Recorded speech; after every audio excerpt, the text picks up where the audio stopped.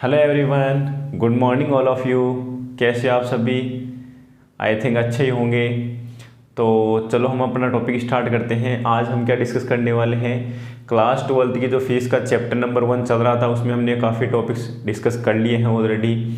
आज जो हमारा टॉपिक है वो टॉपिक है विद्युत क्षेत्र तथा विद्युत क्षेत्र की तीव्रता। ये भी काफ़ी इंपॉर्टेंट टॉपिक है।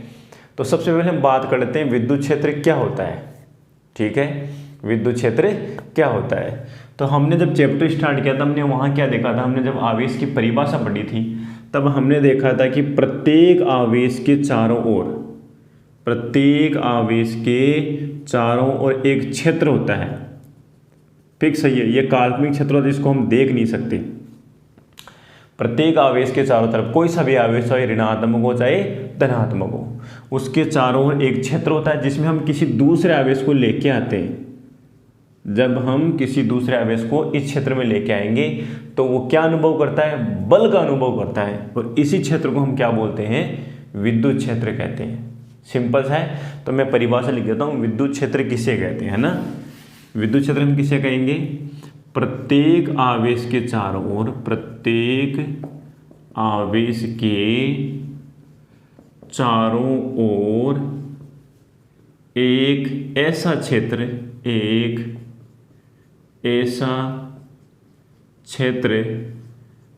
जिसमें किसी अन्य आवेश को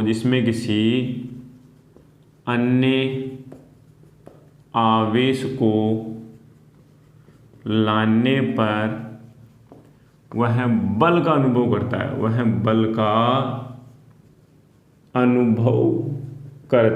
है, ठीक है ना। क्या कहलाता है, विद्युत क्षेत्र कहलाता है। प्रत्येक आवेश के साथ जब जो क्षेत्र होता है उसको हम क्या कहेंगे, विद्युत क्षेत्र। तो हर आवेश के चारों तरफ एक क्षेत्र होता है जिसे हम विद्युत क्षेत्र कहते हैं। क्लियर है यहाँ तक। प्रत्येक आवेश के चारों ओर एक ऐसा क्षेत्र जिसमें हम किसी अन्य आवेश को लाने पर वह बल का अनुभव करता है। क्लियर है यहाँ तक। आई थिंक विद्युत क्षेत्र में कोई दिक्कत नहीं है। अब हम बात करते हैं कि सर प्रत्येक आवेश के चारों तरफ आपने बोल दिया कि एक क्षेत्र होता है, वह क्षेत्र कितना स्ट्रॉन्ग है इसका कैसे पता लगाएं। तो उसके लिए हम एक टर्म यूज करते हैं, विद्युत क्षेत्र की तीव्रता। ठीक है, विद्युत क्षेत्र क्लियर है। अब विद्युत क्षेत्र कितना स्ट्रॉन्ग और कौन कौन सी जगह पे कितना अधिक प्रबल है या दुर्बल है, इसका पता लगाने के लिए हम क्या करते हैं, एक टर्म यूज करते हैं, एक पद यूज करते हैं जिसको हम बोलते हैं विद्युत क्षेत्र की तीव्रता। तो मैं नेक्स्ट पॉइंट विद्युत क्षेत्र की तीव्रता की परिभाषा लिख देता हूँ। पहले हम टॉपिक डाल लेते हैं विद्युत क्षेत्र की तीव्रता, और इसको हम डिनोट करते हैं ई वेक्टर से, क्योंकि यह एक सदिश राशि है। बड़ा ध्यान रखना, विद्युत क्षेत्र एक सदिश राशि है तो उसकी तीव्रता भी क्या रहेगी, सदिश राशि रहेगी। वैसे तो विद्युत क्षेत्र आवेश का गुण है, लेकिन उसको हम परिभाषित करने के लिए वो कितना प्रबल है उसके लिए हम यूज करते हैं विद्युत क्षेत्र की तीव्रता। अब देखो परिभाषा भी बहुत शानदार तरीके से याद रखनी है। बच्चों को विद्युत क्षेत्र की तीव्रता याद करने में काफ़ी टाइम लग जाता है। अभी मैंने कहा यहाँ पे समझने की कोशिश करना। मान लो मेरे पास में एक स्रोत आवेश है कैपिटल क्यू, मतलब इसके चारों तरफ विद्युत क्षेत्र है। मैंने पता लगाया कि इसके चारों तरफ विद्युत क्षेत्र कौन से बिंदु पर कितना प्रबल है विद्युत क्षेत्र। इसके लिए मैंने क्या किया, एक आवेश लेके आया क्यू नोट, जिसको हम परीक्षण आवेश कहते हैं। बात करेंगे कि परीक्षण के लिए, टेस्टिंग के लिए काम में ले रहे हैं ना, इसलिए इसका नाम क्या है, परीक्षण आवेश। और ये क्या होता है, धनात्मक होता है। जैसे हम इसको यहाँ ला के रखते हैं तो इस पर बल लगेगा। मान लो ये भी धनात्मक और ये तो वैसे भी धनात्मक ही रहेगा आपका, है ना। परीक्षण आवेश कैसा रहता है, धनात्मक। जैसे ला के रखेंगे तो इस पर बल लगता है बाहर की तरफ। चलो ठीक है, कुछ ना कुछ बल लगा। जैसे इस आवेश को आगे खिसकाते हैं तो हम देखते हैं कि दूरी कम होती जा रही है तो बल बढ़ता जाएगा। इसका मतलब हमें एक ऑटोमेटिक चीज़ पता लग गई कि सर हम जैसे ही विद्युत क्षेत्र में किसी बिंदु आवेश को लाके रखते हैं तो उस पर बल तो लगेगा, ऊपर लिखा है ना, उस पर बल लगेगा। और वो बल अलग अलग पॉइंट पे कितना लगता है, कहीं पे कम लग रहा है, कहीं पे ज़्यादा लग रहा है। सर ये रीज़न क्या है, हमेशा सब जगह एक ही समान क्यों नहीं लग रहा, ये जो बल है अलग अलग बिंदु पे अलग अलग क्यों लग रहा है। उसका रीज़न है बेटा कि जो ये आवेश है इसको जैसे ही विद्युत क्षेत्र में ला के रखते हैं तो यहाँ सब जगह जो आवेश का जो विद्युत क्षेत्र है वह सब जगह अलग अलग है। उसकी जो तीव्रता है, उसकी जो इंटेंसिटी है वो सब जगह अलग अलग है। और सबसे ज़्यादा इंटेंसिटी होती है इसके पास में। जैसे जैसे हम इस आवेश से दूर जाएंगे इसकी जो तीव्रता है विद्युत क्षेत्र उतना ही कमज़ोर पड़ने लग जाता है। तो यही लॉजिक है कि जैसे हम आवेश को धीरे धीरे आवेश की तरफ, इस स्रोत आवेश की तरफ हम लेके आते हैं तो उस पर बल का मान बढ़ने लगता है। क्यों? क्योंकि विद्युत क्षेत्र की तीव्रता बढ़ने लगती है। और विद्युत क्षेत्र तीव्रता की परिभाषा क्या हुई? सर विद्युत क्षेत्र की तीव्रता सिंपल सी बात है, हम परिभाषा किसके फॉर्म में देंगे? बल के रूप में देंगे। सिंपल सा ऑटोमेटिक समझ में आ रहा है कि सर विद्युत क्षेत्र की तीव्रता क्या होगी? जब हम आवेश को लेके आएंगे उस पर कितना बल लगा। बात तो दो ही चीज़ों की हो रही है, तीसरी चीज़ तो यहाँ कुछ आ ही नहीं रही कि सर बल कितना लगा और लाया गया आवेश कौन सा है। तो E वेक्टर इक्वल होता है F vector upon Q not. अब हम बात करते हैं कि सर F वेक्टर और E वेक्टर। F वेक्टर हमेशा परीक्षण धनावेश जो होता है जो हम लेके आ रहे हैं उस पर हमेशा जो बल लगता है वो विद्युत क्षेत्र की दिशा में ही लगता है। जैसे कि विद्युत क्षेत्र हमें याद रखना है, धनावेश के कारण हमेशा विद्युत क्षेत्र बेटा ध्यान रखना लंबवत बाहर की होता है। धनावेश के कारण विद्युत क्षेत्र हमेशा क्या होता है? लंबवत बाहर होता है। और ऋणावेश के कारण हमेशा विद्युत क्षेत्र क्या होता है? लंबवत उसकी ओर होता है, लंबवत उसी की ओर होता है। इसका मतलब जैसे आप परीक्षण धनावेश को ला के रखोगे बड़ा ध्यान रखना बल इधर ही लगेगा, और जैसे हम यहाँ पे परीक्षण धनावेश ला के रखेंगे तो बल इधर ही लगेगा। तो एक चीज़ हमें ध्यान रखनी है, किसी बिंदु पर अगर हमें विद्युत क्षेत्र की तीव्रता की दिशा पता करनी है तो हम क्या करेंगे? उस बिंदु पर परीक्षण धनावेश को रख देंगे और परीक्षण धनावेश पे जिधर बल लगेगा वो ही दिशा किसकी होगी? वो ही दिशा विद्युत क्षेत्र की तीव्रता की दिशा होगी। क्लियर है यहाँ तक? विद्युत क्षेत्र की तीव्रता की दिशा का पता कैसे किया जाता है? परीक्षण धनावेश को उस बिंदु पे रखने पर उस पे जिस दिशा में बल लगता है वो ही दिशा किसकी दिशा होती है? उस बिंदु पर विद्युत क्षेत्र की दिशा या विद्युत क्षेत्र की तीव्रता की दिशा होती है। चलो हम पहले परिभाषा कर लेते हैं फिर इन चीज़ों को डिस्कस करते हैं। चलो देखो परिभाषा क्या आ रही है? विद्युत क्षेत्र में किसी बिंदु पर, विद्युत क्षेत्र में किसी बिंदु पर इकाई या एकांक, इकाई या एकांक है ना, इकाई लिख दो या फिर एकांक लिख दो, धनावेश या धनात्मक परीक्षण आवेश, धनात्मक परीक्षण आवेश, परीक्षण आवेश विद्युत क्षेत्र में किसी बिंदु पर एकांक या इकाई धनात्मक परीक्षण आवेश को रखने पर उसके द्वारा अनुभव किए गए, उसके द्वारा अनुभव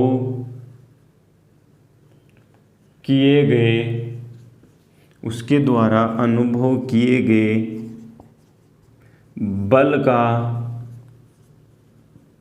परिमाण ही उस बिंदु पर विद्युत क्षेत्र की तीव्रता कहलाती है, विद्युत क्षेत्र की तीव्रता कहलाती है। अब देखो फिजिक्स में फॉर्मूला कैसे बनाते हैं? सर ये तो परिभाषा हो गई, फॉर्मूला में ऐसा कह दिया जाता है सर आपने बोला है E इक्वल्स टू F, कितना बल लगा और कौन सा आवेश? एकांक। जब भी हमेशा फिजिक्स में परिभाषा बनाते हैं तो जो नीचे वाला पद है उसको हमेशा हम एकांक ले लेते हैं, मतलब एकांक धनावेश। तो जब भी आप F में एक का भाग दो तो F ही बचेगा। इसका मतलब हम विद्युत क्षेत्र में किसी बिंदु पे हम 1 कूलाम आवेश रखते हैं, ठीक है ना, 1 कूलाम आवेश रखते हैं। धनात्मक रखना पड़ेगा क्योंकि दिशा भी यहाँ पे इंपॉर्टेंट है ना, दिशा केवल हमें पता करनी है तो धनात्मक परीक्षण आवेश रखना पड़ेगा। तो मैंने बोल दिया कि एकांक धनात्मक परीक्षण आवेश है। तो जैसे आप F में 1 का भाग दो तो जितना बल लगेगा उस पर वो ही बल उस बिंदु पे क्या कहलाएगा? विद्युत क्षेत्र की तीव्रता कहलाती है। क्लियर है यहाँ तक? विद्युत क्षेत्र की तीव्रता का अगर हमें पता करना है चित्र से तो परिभाषा कैसे करनी है कि विद्युत क्षेत्र में किसी बिंदु पर विद्युत क्षेत्र की तीव्रता कैसे ज्ञात की जाती है? उस बिंदु पर एकांक धनात्मक परीक्षण आवेश को ला के रखते हैं, वो जितना बल अनुभव करेगा और जिस दिशा में करेगा उस बिंदु पर वही क्या है? विद्युत क्षेत्र की तीव्रता है। यहाँ तक क्लियर है? चलो इसी को अगर मैं सदिश रूप में लिखूँ बेटा, इसी को मैंने कहा कि सदिश रूप में लिखें तो क्या आएगा, देखो सदिश रूप में,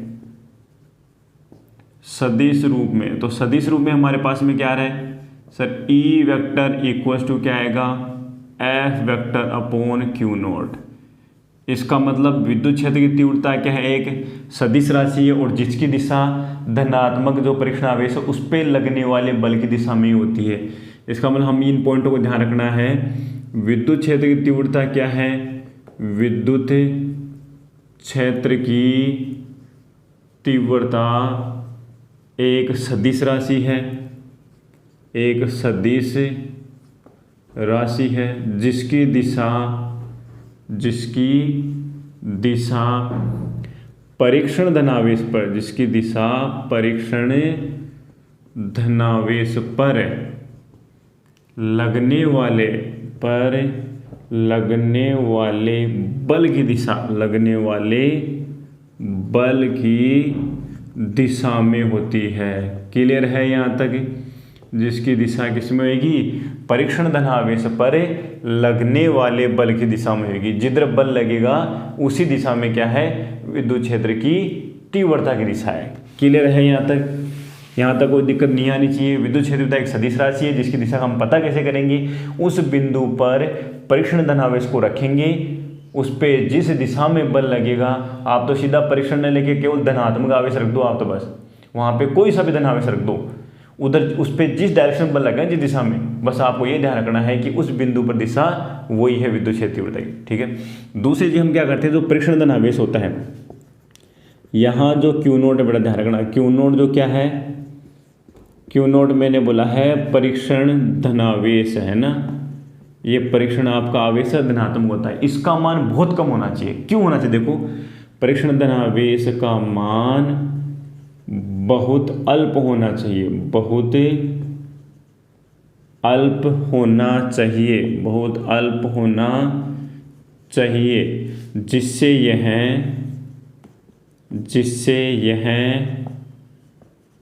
स्रोत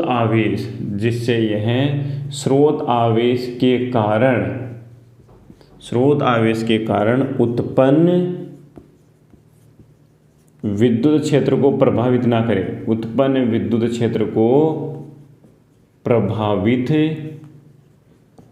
करे, सर प्रभावित करेगा तो क्या होगा, अरे बेटा आप लोगों के पास में ये स्रोत आवेश है और इसके पास में मान लो मैं परीक्षण आवेश लेके आ जाता हूँ क्यू नोट, अगर इसका मान बहुत ज़्यादा है तो हमें पता है ना इसके चारों तरफ भी विद्युत क्षेत्र होगा। सर अगर ये ज़्यादा परिमाण का है तो इसका विद्युत क्षेत्र उल्टा इसको प्रभावित कर देगा, जबकि हमें किसकी विद्युत क्षेत्र की तीव्रता ज्ञात करनी है, इस स्रोत आवेश कैपिटल क्यू के कारण। अरे तो छोटा वाला जो हम आवेश लेके आ रहे हैं उसका परिमाण बहुत कम होना चाहिए, तभी तो वो बल को अच्छे से अनुभव कर पाएगा कि ये जो स्रोत आवेश इसका विद्युत क्षेत्र कितना प्रबल है। अगर बड़े वाला भी प्रबल हो गया, ये भी पहलवान, भाई दोनों पहलवान लड़ेंगे तो कैसे पता लगेगा कौन सा पहलवान ज़्यादा स्ट्रॉन्ग है। यदि पहलवान के सामने कमज़ोर बंदा लगे तो पहलवान उसको एक ही किक के अंदर क्या कर दे, पछाड़ दे उसको, तो भाई अंदाज़ा लगा नहीं लगा कि पहलवान कितना स्ट्रॉन्ग है। ये लॉजिक यहाँ पे है कि जो परीक्षण धनावेश है उसका परिमाण क्या होना चाहिए, बहुत कम होना चाहिए। अगर ज़्यादा होगा तो वह इस स्रोत के कारण आवेश उत्पन्न जो विद्युत क्षेत्र है उसको क्या करेगा, प्रभावित कर देगा। कौन सा, ये आवेश। इसलिए परीक्षण आवेश को हमेशा क्या रखा जाता है, बहुत अल्प रखा जाता है, और इसीलिए यहाँ से फिर फॉर्मूला बन जाता है। इसलिए इसको जो इस विद्युत क्षेत्र तीव्रता का जो फॉर्मूला उसको हम कैसे लिखेंगे generally, E vector equals to limit Q naught की वैल्यू लगभग जीरो नहीं रखनी, जीरो के आसपास बिल्कुल, है ना, और ये बन जाता है क्या, F vector upon Q note. Numerical तो अपने को उसी फॉर्मूले से करना है, इस फॉर्मूले में नहीं लगाना। ये तो खाली एक ट्रिक है कि limit Q naught tends to zero क्यों लिखा जाता है। क्लियर है यहाँ तक? चलो अब हम बात कर लेते हैं विद्युत क्षेत्र की तीव्रता की परिभाषा तो हो गई, फॉर्मूला भी हमारे पास में आ गया, E equals to F upon Q naught. अब हम नोट में बात कर लेते हैं कि विद्युत क्षेत्र तीव्रता का मात्रक क्या है, दिशा हम ऑलरेडी पता कर चुके हैं, इसकी विमा क्या है, और कुछ इंपॉर्टेंट फैक्ट जो है इस टॉपिक से रिलेटेड है उनको हम डिस्कस कर लेते हैं। यहाँ तक क्लियर है? चलो ठीक। अब हम बात कर लेते हैं नोट के अंदर इस टॉपिक से रिलेटेड पॉइंट क्या क्या है, देख लो यहाँ पे अच्छे तरह से। मैंने यहाँ पे डाला है नोट, और नोट में सबसे पहला पॉइंट क्या हो गया, विद्युत क्षेत्र की तीव्रता का सबसे पहले तो सूत्र याद हो जाना चाहिए सबको, E इक्वल टू क्या आएगा बेटा, F अपॉन क्यू नोट। पहले तो सबको ये सूत्र याद हो जाना चाहिए, पहला पॉइंट नोट के अंदर यही है, ठीक है। दूसरी चीज अगर हम बात करें मात्रक की, विद्युत क्षेत्र की तीव्रता का मात्रक क्या है, मात्रक हो गया क्या, F का मात्रक क्या होता है न्यूटन, और आवेश का मात्रक क्या होता है कूलाम, तो क्या हो गया मात्रक न्यूटन पर कूलाम, ठीक है। या दूसरा मात्रक और हमें याद रखना है, अभी आगे काम में आएगा जब हम और चैप्टर आगे करेंगे, तो एक तो ये आपको फॉर्मूला ये मात्रक डायरेक्ट याद रखना है न्यूटन पर कूलाम। दूसरा देखो बेटा मैंने क्या किया, यहाँ पे न्यूटन को मैंने क्या कर दिया, मीटर से गुणा कर दिया, और नीचे भी मैंने क्या किया, कूलाम को मीटर से गुणा कर दिया। न्यूटन इंटू मीटर, बल इंटू विस्थापन है, बल इंटू विस्थापन, विस्थापन मीटर में होता है, और बल इंटू विस्थापन क्या होता है बेटा, कार्य है ना, और कार्य को हम किस में मापते हैं, जूल में, है ना। तो न्यूटन इंटू मीटर को क्या बोलते हैं, जूल। नीचे क्या आ गया, कूलाम इंटू मीटर, तो ऐसे कैसे मैं वापस लिख लेता हूँ, कूलाम इंटू मीटर। अब आगे समझो, देखो जूल बटे कूलाम, आपने देखा होगा 10th क्लास में V इक्वल होता है W अपॉन Q, विभवांतर है। विभवांतर कैसे दिया जाता है, किया गया कार्य बटे लाया गया आवेश, और यही था वहाँ पे सूत्र विभवांतर का। तो मुझे एक चीज़ बताओ, ये W जूल हो गया, ये कूलाम हो गया, तो इसको मैं क्या लिख सकता हूँ, और विभवांतर का मात्रक क्या होता है, आपने पढ़ा है वोल्ट, नहीं पढ़ाया था, हम आगे चैप्टर जो पढ़ेंगे दूसरा उसमें हम डिस्कस करेंगे विभवांतर को, है ना। तो वोल्ट में आते तो जूल पर कूलाम, जूल पर कूलाम क्या हो गया, वोल्ट, तो सर हमारे पास में हो गया वोल्ट, और नीचे क्या बचा, मीटर। तो दूसरा मात्रक है हमें और याद रखना है, इसका जो दूसरा मात्रक है वो क्या है, वोल्ट पर मीटर, वोल्ट पर मीटर, और इसको हम क्या बोलते हैं, एसआई मात्रक भी बोलते हैं। न्यूटन पर कूलाम को हम क्या बोलेंगे, एसआई मात्रक है। वैसे दोनों ही एसआई मात्रक है, कोई दिक्कत नहीं है, लेकिन जो स्टैंडर्ड जो फॉर्मूले है वो तो आएगा न्यूटन पर कूलाम, और सब जगह बहुत सारी जगह काम में आता है वोल्ट पर मीटर भी। क्लियर है यहाँ तक। विद्युत क्षेत्र की तीव्रता का जो मात्रक वो क्या आएगा, न्यूटन पर कूलाम या फिर वोल्ट बटे मीटर। आई थिंक क्लियर है यहाँ तक। तीसरी अगर हम बात करें तो तीसरा पॉइंट अभी मैं लिखवा चुका हूँ कि विद्युत क्षेत्र की तीव्रता क्या है, विद्युत क्षेत्र की तीव्रता एक सदिश राशि है, एक सदिश राशि है, और सदिश राशि है तो दिशा किससे पता करेंगे, दिशा अभी अभी मैंने लिखवाई है, विद्युत क्षेत्र की एक सदिश राशि है जिसकी दिशा परीक्षण धनावेश पर लगने वाले बल की दिशा में होती है। क्लियर है, लिखवाने की कोई जरूरत नहीं है, अभी मैंने लिखवाया, आप लिख सकते हो। विद्युत क्षेत्र की तीव्रता एक सदिश राशि है जिसकी किसी बिंदु पे जो दिशा होती है वो कैसा पता करेंगे हम, उस बिंदु पर रखे गए परीक्षण धनावेश पर लगने वाले बल की दिशा में ही उस बिंदु पर विद्युत क्षेत्र की तीव्रता की दिशा होती है। क्लियर है यहाँ तक। चलो चौथे पॉइंट में चलते हैं। सबसे पहली चीज़ फॉर्मूला याद होना चाहिए, दूसरा मात्रक पता होना चाहिए, तीसरी मैंने बता दी सदिश राशि। अब हम बात कर लेते हैं विमा की, है ना। चलो देखिए विद्युत क्षेत्र की तीव्रता की विमा देखो, चौथा पॉइंट हमारे पास में क्या आ रहा है, विद्युत क्षेत्र की तीव्रता की विमा, विद्युत क्षेत्र की तीव्रता की विमा। देखो विमा के लिए हमेशा विमा कहाँ से निकालते हैं, फॉर्मूले से, E equal to F upon Q naught या E equal to F upon Q भी हमने लिया है। तो देखो अगर हम E की विमा देखेंगे तो क्या क्या पता होना चाहिए, सर एक तो F की विमा पता होनी चाहिए बल की, और एक आवेश की विमा पता होनी चाहिए। बल की विमा सबको पता है m1 L1 t की पावर -2, यही तो होती है बल की विमा। और आवेश की विमा Q बराबर क्या होता है, A इंटू टी, तो आवेश की विमा क्या होगी, AT। अरे Q बराबर क्या होता है, धारा इंटू समय, है ना। आवेश बराबर क्या होता है, धारा इंटू समय। सबसे पहले नंबर द्रव्यमान का, दूसरा नंबर लंबाई का, तीसरा नंबर समय का, और चौथा नंबर धारा का। ये हो गई विमा। कैसे लिखा, M1 ऐसे कैसे, L1 ऐसे कैसे, टी एक पावर ऊपर जाएगी -2 पहले से, -2 में से -1 ऐड होएगा तो -3, और ए ऊपर जाएगा तो ए की पावर -1। क्लियर है विद्युत क्षेत्र की तीव्रता की विमा। चलो नेक्स्ट पॉइंट पर अगर हम बात करें, 5वां पॉइंट यहाँ पे, तो बेटा अभी जो मैंने कहा धनावेश पर बल विद्युत क्षेत्र की दिशा में लगता है, विद्युत क्षेत्र की दिशा में लगता है, जबकि ऋणावेश पर बल विद्युत क्षेत्र की विपरीत दिशा में लगता है, विद्युत क्षेत्र की विपरीत दिशा में लगता है। क्लियर है? डायग्राम से बना के देख लेते हैं। मैंने बोला है कि विद्युत क्षेत्र की दिशा किधर है, किसी बच्चे ने बोला सर विद्युत क्षेत्र दिशा इधर है, मान लो ये हमारे पास में क्या है, विद्युत क्षेत्र की दिशा, अर्थात विद्युत क्षेत्र की तीव्रता इधर है, और यहाँ पे मैंने एक धनावेश को रख दिया। तो बड़ा ध्यान रखना, इस पे जो बल F लगेगा ये तो E हो गया, तो F बराबर क्या होता है, ये आवेश जैसे हम Q रखते हैं तो F बराबर क्या हो गया, Q इंटू E। ये चीज़ ध्यान रखनी है, F बराबर क्या हो गया, Q इंटू E तो होगा, अरे E equal to the F upon Q, तो F बराबर क्या हुआ, Q बाई E, है ना। अगर धनात्मक तो देखो, अगर इसको सदिश रूप में लिखूंगा तो यहाँ पे वेक्टर लगाऊंगा, यहाँ वेक्टर लगाऊंगा, तो धनात्मक आवेश पे देखो बल की दिशा जिधर विद्युत क्षेत्र दिशा, प्लस माइनस मैंने यहाँ कुछ नहीं लगाया तो प्लस ही माना जाएगा, मतलब जिधर बल की दिशा उधर ही होगी जिधर विद्युत क्षेत्र की तीव्रता होगी।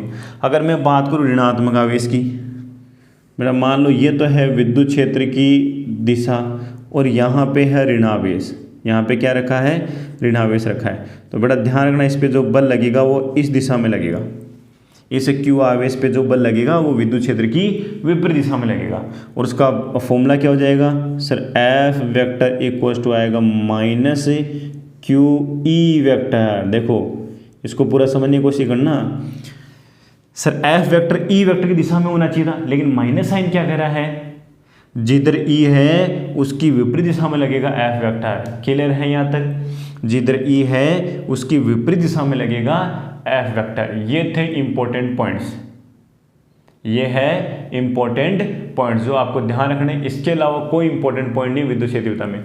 परिभाषा क्या है, मात्रक क्या है, सदिश राशि अदिश राशि है, उसके बाद में V में सूत्र हो गया, और उसके बाद में कुछ इंपॉर्टेंट पॉइंट याद रखने, धनावेश पे बल किधर लगेगा और ऋणावेश पे बल किधर लगेगा।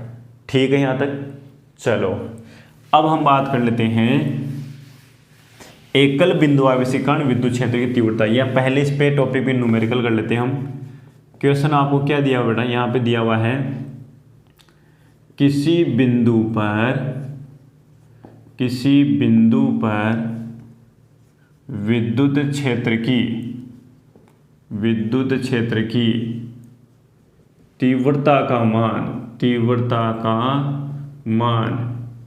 25 न्यूटन पर कूलम है। ठीक है, किसी बिंदु पर विद्युत क्षेत्र की तीव्रता का मान 25 न्यूटन पर कूलम है, तो उस बिंदु पर प्लस 5 कूलम का आवेश रखने पर उस पर कितना बल